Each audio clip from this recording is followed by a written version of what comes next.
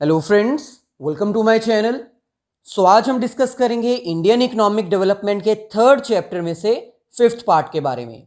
4 videos already upload कर दी गई हैं। अगर वो वीडियोस आपने नहीं देखी तो उन सभी वीडियोस का लिंक डिस्क्रिप्शन में गिवन है, आप जाकर देख सकते हैं। अगर अब तक आपने हमारे चैनल को सब्सक्राइब नहीं किया है तो प्लीज़ इसको सब्सक्राइब कर लीजिए। साथ में जो बेल आइकन अपीयर होगी उसको भी क्लिक कर दीजिए, ताकि फ्यूचर में जब भी हम कोई वीडियोस अपलोड करें या फिर लाइव सेशन कंडक्ट करें तो उसका लिंक आपको मिल जाए। इस फिफ्थ पार्ट में आज हम डिस्कस करेंगे अपने रिमेनिंग रिफॉर्म्स के बारे में।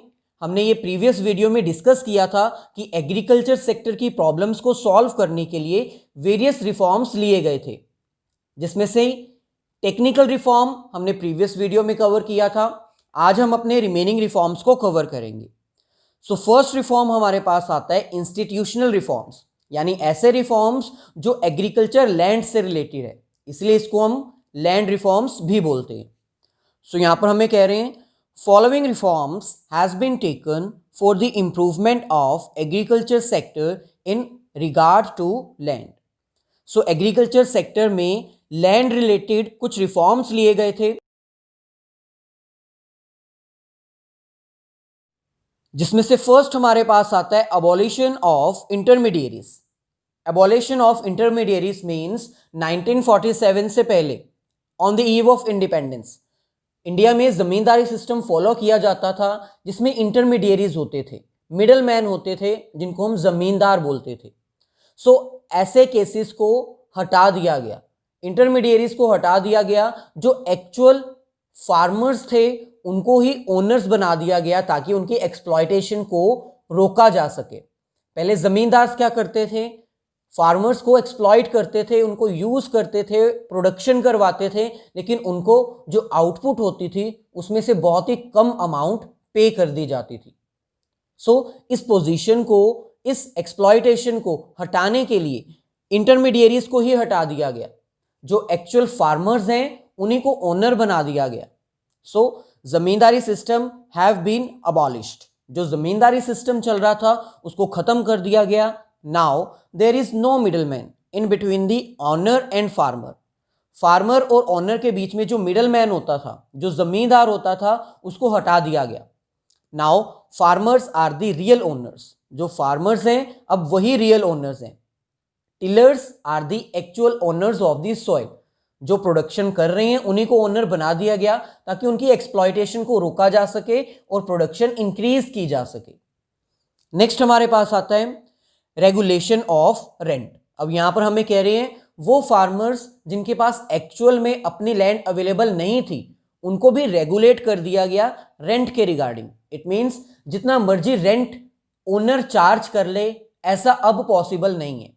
पहले क्या होता था, अगर कोई फार्मर किसी दूसरे की लैंड पे प्रोडक्शन करता था, इन दैट केस जो ओनर होता था वो high amount of rent charge करता था अपनी लैंड को पे करने के लिए, अपनी लैंड को यूज करने के लिए। लेकिन अब रेंट को भी रेगुलेट कर दिया गया। गवर्नमेंट ने एक प्राइस डिसाइड कर दिया, उससे ज्यादा एक ओनर जो है लैंड का रेंट चार्ज नहीं कर सकता। यहां पर हमें कह रहे हैं the amount of rent is being regulated, that is pre determined. इसमें जो लैंड का रेंट होता है, जो लैंड फार्मर ने यूज करना है प्रोडक्शन करने के लिए, उसके ऊपर रेंट जो है वो रेगुलेट कर दिया गया, प्री डिटरमाइंड कर दिया गया। और वो कितना होना चाहिए, it is low than 1/3 of value of crop. उस लैंड को यूज करके जो फार्मर है जितनी प्रोडक्शन करेगा, 1/3 उसका हम प्राइस कैलकुलेट कर लेंगे। 1/3 जितनी भी वैल्यू आएगी, रेंट उससे ज्यादा नहीं होना चाहिए। सिंपल है। यहां पर एक लैंड अवेलेबल है जो कि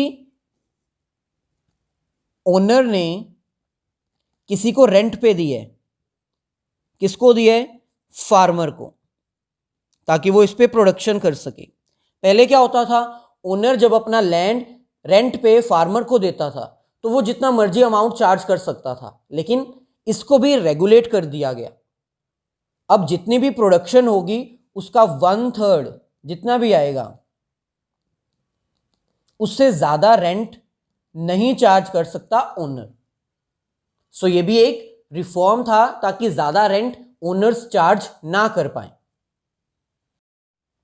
सो ऐसे ही थर्ड रिफॉर्म हमारे पास आता है कंसोलिडेशन ऑफ होल्डिंग्स। अब हमें पता है कि इंडियन फार्मर्स के पास जो उनकी लैंड थी वो स्मॉल साइज में थी और दूसरा वो फ्रेगमेंटेड थी। Fragmented means different different locations पर अवेलेबल थी, जिसकी वजह से वो अपने लैंड पर न्यू मॉडर्न टेक्नोलॉजीज यूज नहीं कर पा रहे थे। सो इस सॉल्यूशन को सॉल्व करने के लिए क्या पॉलिसी लाई गई? Consolidation of holdings. Consolidation means उनके लैंड को, उनकी होल्डिंग्स को कंबाइन करना, रिप्लेस कर देना।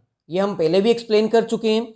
सिंपल है, ये एक पर्टिकुलर एरिया है जिसमें कि 3 लैंड्स हैं, 1 2 3। ये लैंड है किसी ए पर्सन का, ये लैंड है किसी बी पर्सन का, और ये लैंड है अगेन ए पर्सन का। इन दैट केस इसको कंसोलिडेट किया गया रिप्लेस करके। इट मीन्स बी को ये लैंड अवेलेबल करवा दिया गया और ए को ये लैंड अवेलेबल करवा दिया गया, कंबाइन कर दिया गया, ताकि ए का लैंड होल्डिंग जो है वो इंक्रीज हो जाए और वो अपनी different different varieties, different different qualities और न्यू मॉडर्न टेक्नोलॉजीज को यूज कर सके, ताकि उसको इसका बेनिफिट मिल सके, उसकी कॉस्ट डिक्रीज हो सके। सो यहां पर हमें कह रहे हैं consolidation means combining the holdings. This is done by replacing the scattered holdings. So holdings को कंबाइन कर दिया गया। कैसे किया गया? रिप्लेस करके होल्डिंग्स को एक दूसरे से रिप्लेस कर दिया गया। अप टू 2004, मतलब 2004 तक 1633 lakh hectare of land was consolidated. So ये आपके पास डाटा है जो आपने प्रेजेंट करना है। 2004 तक 1633 lakh hectare of land consolidate कर दिया गया है। नेक्स्ट हमारे पास आता है ceiling on holdings. Ceiling on land holdings का यहां पर मतलब है कि वो फार्मर्स जिनके पास बहुत ज्यादा अमाउंट की लैंड होल्डिंग्स अवेलेबल है, उनके लिए सीलिंग कर दी गई। उनके लिए डिसाइड कर दिया गया कि इससे ज्यादा आपके पास लैंड नहीं होनी चाहिए, ताकि इक्वालिटी को प्रमोट किया जा सके। जो बिग फार्मर्स हैं, जो बड़े फार्मर्स हैं, और जो स्मॉल फार्मर्स हैं, उनके बीच में इक्वालिटी करने के लिए सीलिंग कर दी गई, मतलब लिमिट डिसाइड कर दी गई कि कितने फार्मर्स के पास कितना लैंड होल्डिंग हो सकती है।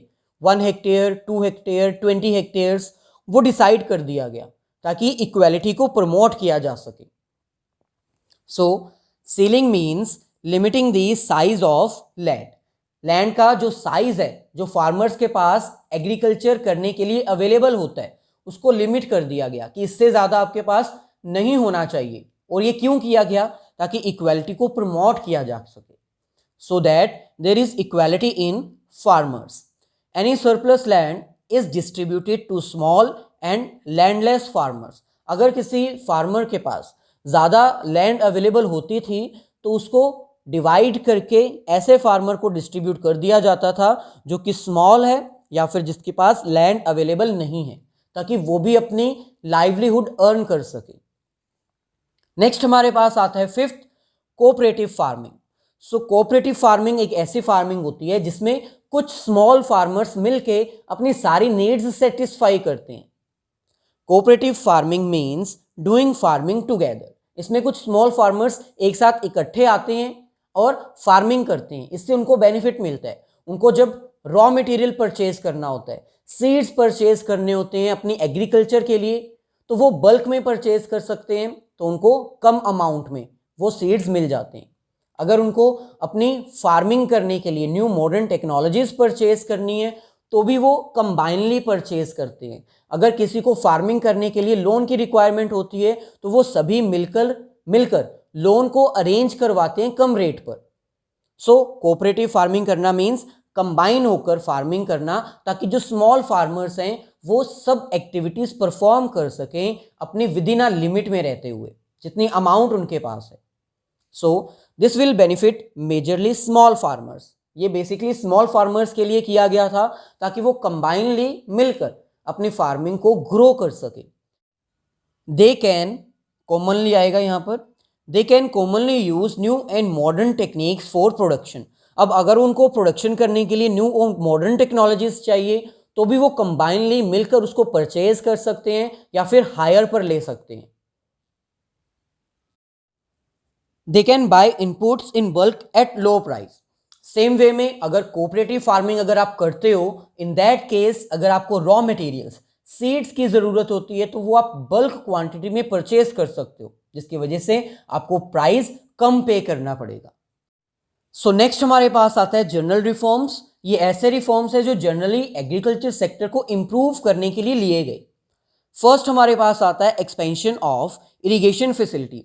अब हमें ये पता है कि इंडिया के pass on the eve of independence irrigation facility permanent source के तौर पर नहीं अवेलेबल थी।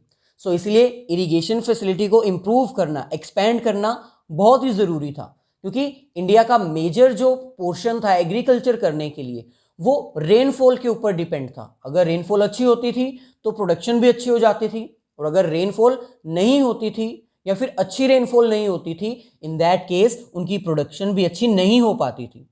सो इसीलिए हमने इरिगेशन फैसिलिटी को इम्प्रूव किया। Various step has been taken to improve irrigation facilities. Several small and big irrigation projects has been launched. So different small और big irrigation projects लगाए गए ताकि जो water है उसको सेव करके रखा जा सके और irrigation के लिए यूज किया जा सके। नेक्स्ट हमें कह रहे हैं in 1951 only 17% of land is having permanent source of irrigation. So ये आपके पास एक डाटा है, 1951 में सिर्फ 17% ऐसा लैंड था जहां पर हमारे पास परमानेंट सोर्स अवेलेबल था इरिगेशन के लिए, लेकिन अब ये 45% तक इंक्रीज हो चुका है। नेक्स्ट हमारे पास आता है provision of credit. So provision of credit में हमें ये पता होना चाहिए कि एग्रीकल्चर सेक्टर में स्मॉल फार्मर्स को इजीली फाइनेंशियल हेल्प अवेलेबल नहीं हो पाती थी। अगर उनको फाइनेंशियल अमाउंट मिलती थी अपने एग्रीकल्चर सेक्टर के लिए तो वो उतनी अमाउंट नहीं मिलती थी जितनी उनको रिक्वायर्ड होती थी, या फिर मिलती ही नहीं थी, जिसकी वजह से उनको अपनी विलेज के शाहूकार से लोन लेना होता था जिसकी इंटरेस्ट रेट अमाउंट काफ़ी हाई होती थी। सो इसको भी इम्प्रूव करने के लिए एक रिफॉर्म लेकर आया गया जिसकी हेल्प से क्रेडिट फैसिलिटी प्रोवाइड की गई। सो यहाँ पर हमें कह रहे हैं credit facilities are improved to provide credit to the small farmers. अब क्योंकि स्मॉल फार्मर्स को क्रेडिट फैसिलिटी नहीं मिल पाती थी, सो इसीलिए एक मेजर स्टेप लिया गया ताकि स्मॉल फार्मर्स को क्रेडिट फैसिलिटी प्रोवाइड की जा सके। कोऑपरेटिव सोसाइटीज़ बनाई गई जो कि लोन प्रोवाइड करती हैं। सो इसको अभी हमने डिस्कस किया था कि कोऑपरेटिव सोसाइटी मिलकर स्मॉल फार्मर्स की हेल्प करती है। रॉ मटेरियल परचेज करना हो, यानी इनपुट्स परचेज करने हो, या फिर मॉडर्न मशीन्स परचेज करनी हो, या फिर फाइनेंशियल रिक्वायरमेंट हो, उसके लिए भी सोसाइटीज़ बनाई जाती हैं। सो cooperative societies, cooperatives bank establish किए गए, रीजनल रूरल बैंक्स इस्टेब्लिश किए गए ताकि जो फार्मर्स हैं स्पेशली उनको ये लोन प्रोवाइड कर सके। Right now 94,647 primary agricultural credit societies are formed. So overall ये हमारे पास एक डाटा है, 94,647 प्राइमरी एग्रीकल्चर क्रेडिट सोसाइटीज़ जो हैं वो बन चुकी हैं, जो कोऑपरेटिव सोसाइटीज़ हैं जो लोन प्रोवाइड करती हैं फार्मर्स को। Next 768 primary cooperative agricultural and Rural development banks ये भी इस्टेब्लिश कर दिए गए हैं ताकि ये हेल्प प्रोवाइड कर सकें स्पेशली फार्मर्स को। सो नेक्स्ट हमें कह रहे हैं कोऑपरेटिव सोसाइटीज़ और रीजनल रूरल बैंक्स के साथ साथ कमर्शियल बैंक्स ने भी बहुत इंपॉर्टेंट रोल प्ले किया गया था, क्योंकि 72% क्रेडिट फैसिलिटी ओवरऑल अगर कोई प्रोवाइड करता है तो वो कमर्शियल बैंक्स ही प्रोवाइड करते हैं। सो कमर्शियल बैंक्स को भी इंपॉर्टेंट रोल प्ले करना था एग्रीकल्चर सेक्टर को लोन प्रोवाइड करने के लिए। 1982 में एक स्पेशलाइज्ड बैंक इस्टेब्लिश किया गया स्पेशली एग्रीकल्चर के लिए, National Bank for Agriculture and Rural Development. Last में हमें कह रहे हैं 11,79,425 crore is provided as a credit to farmers. So ये हमारे पास डाटा अवेलेबल है 2017 से 2018 तक का। सो इस ईयर के बीच में ड्यूरिंग दिस ईयर 11,79,425 करोड़ इतनी बड़ी amount as a credit farmers को प्रोवाइड की जा चुकी है। So it means credit facility में इंप्रूवमेंट की गई ताकि फार्मर्स क्रेडिट अवेल कर सकें, अपनी एग्रीकल्चर सेक्टर को इम्प्रूव कर सकें, न्यू मॉडर्न टेक्नोलॉजीज को यूज कर सकें। नेक्स्ट हमारे पास आता है regulated market and cooperative marketing societies. So problems जब हम डिस्कस कर रहे थे एग्रीकल्चर सेक्टर की, तो हमने ये भी डिस्कस किया था कि एग्रीकल्चर सेक्टर में जो मार्केटिंग फैसिलिटीज है वो रेगुलेटेड नहीं है। सो इनको रेगुलेट किया गया। रेगुलेट करने का मतलब है इसमें गवर्नमेंट रोल प्ले करने लगी ताकि एग्रीकल्चर की जो प्रोडक्शंस हैं उनको मार्केट किया जा सके, उनको सेल किया जा सके, उनको प्रोड्यूस करने के बाद स्टोर करके रखा जा सके। सो यहां पर हमें कह रहे हैं markets controlled by the government cross all over the India. So government इसमें एक इंपॉर्टेंट रोल प्ले करती थी ताकि मार्केट को, स्पेशली एग्रीकल्चर के मार्केट को कंट्रोल किया जा सके पूरे इंडिया में। This is done to provide fair prices of the production to the farmers. So पहले क्या होता था, जब मार्केट रेगुलेटेड नहीं थी तब फार्मर्स को क्या करना पड़ता था, अपनी सारी प्रोडक्शन शाहूकार्स को सेल करनी पड़ती थी या फिर लोकल जो पर्सन होता था उसको सेल करनी पड़ती थी ताकि किसी तरह उनकी प्रोडक्शन मंडियों में पहुंच सके और उसको वो सेल कर सके या फिर वो अपना लोन अमाउंट पे कर सके। लेकिन अब गवर्नमेंट के कंट्रोल में है, गवर्नमेंट ही इसको मार्केट में सेल करने के लिए लेकर जाती है, ट्रांसपोर्ट करती है, स्टोर करती है, उनको फेयर प्राइजेस पे करने के लिए प्रॉमिस करती है। सो इसमें किया क्या जाता है, गवर्नमेंट एक कमेटी इलेक्ट कर देती है, वो कमेटी फार्मर्स के बेनिफिट के लिए हर वो एक्टिविटी परफॉर्म करती है जिससे उनको हेल्प हो सके। सिंपल है, एक पर्टिकुलर कमेटी फॉर्म की जाती है। वो कमेटी का एक्चुअल वर्क क्या होता है, प्रोडक्शन करने के बाद जब एग्रीकल्चर प्रोडक्शन उनके पास आती है तो उनको ट्रांसपोर्ट करने के बाद उनको मार्केट में सेल करवाना और सेल करते हुए फेयर प्राइजेस पर उनको सेल करना। फेयर प्राइजेस मीन्स ज़्यादा हाई प्राइजेस भी नहीं और ज़्यादा लो प्राइजेस भी नहीं, इतना प्राइस कि फार्मर्स को बेनिफिट हो जाए, लॉस ना हो। उसके बाद अगर मार्केट में वो प्रोडक्शन राइट नाउ सेल नहीं होती तो उनकी स्टोरेज भी करना। सो ये सारी फैसिलिटीज मार्केट के रिगार्डिंग गवर्नमेंट प्रोवाइड करती है। नेक्स्ट हमारे पास है fourth, price support policy. Simple है, अब इसमें क्या है, गवर्नमेंट एक प्रॉमिस कर देती है पर्टिकुलर प्राइस कि अगर मार्केट में इस प्राइस पर आपकी प्रोडक्शन सेल नहीं होती तो आपकी सारी प्रोडक्शन गवर्नमेंट परचेज करेगी। मान लीजिए एक फार्मर अपनी प्रोडक्शन लेके मार्केट में पहुंचा, एट दैट टाइम मार्केट में प्राइस चल रहा था 10, लेकिन गवर्नमेंट ने डिसाइड किया हुआ है कि इसका मिनिमम प्राइस होना चाहिए 20। सो इट मीन्स जो फार्मर है वो 10 रुपीज़ में इसको सेल ना करते हुए गवर्नमेंट को 20 रुपीज़ में सेल कर देगा, देन गवर्नमेंट उसको मार्केट में सेल करवाएगी। सो इसमें क्या है, एक ऐसी पॉलिसी डिसाइड की गई ताकि जो फार्मर्स हैं उनको एक मिनिमम प्राइस मिल सके, उनको लॉस ना हो, इसलिए। सो यहाँ पर हमें कह रहे हैं a policy is formed to support the farmers. इसमें एक पॉलिसी डिसाइड की गई जिसमें कि प्राइस डिसाइड कर दिया जाता था ताकि फार्मर को हेल्प मिल सके, उसको सपोर्ट प्रोवाइड किया जा सके। Under this policy the government promises the minimum price for their production. इसमें गवर्नमेंट क्या करती है, एक मिनिमम प्राइस डिसाइड कर देती है उनके प्रोडक्शन के रिगार्डिंग कि एटलीस्ट इतना प्राइस आपकी प्रोडक्शन को पे किया जाएगा। और लास्ट में हमें कह रहे हैं government purchases that production at that price to save the farmers from uncertain market prices. So यहाँ पर हमें कह रहे हैं कि गवर्नमेंट को उस मिनिमम प्राइस पर वो प्रोडक्शन परचेज करनी होगी। सो बेसिकली अनसर्टेनिटी से बचाने के लिए, उनको लॉस से बचाने के लिए गवर्नमेंट ने ये पॉलिसी प्रोवाइड की थी। सो ये था हमारा आज का कॉन्सेप्ट जिसमें हमने अपने remaining reforms, land reforms and general reforms को कवर किया। अगर वीडियो अच्छी लगी है तो प्लीज़ इसको सभी फ्रेंड्स के साथ शेयर कीजिए, लाइक कीजिए। अगर कोई क्वेश्चन है तो आप कमेंट करके पूछ सकते हैं।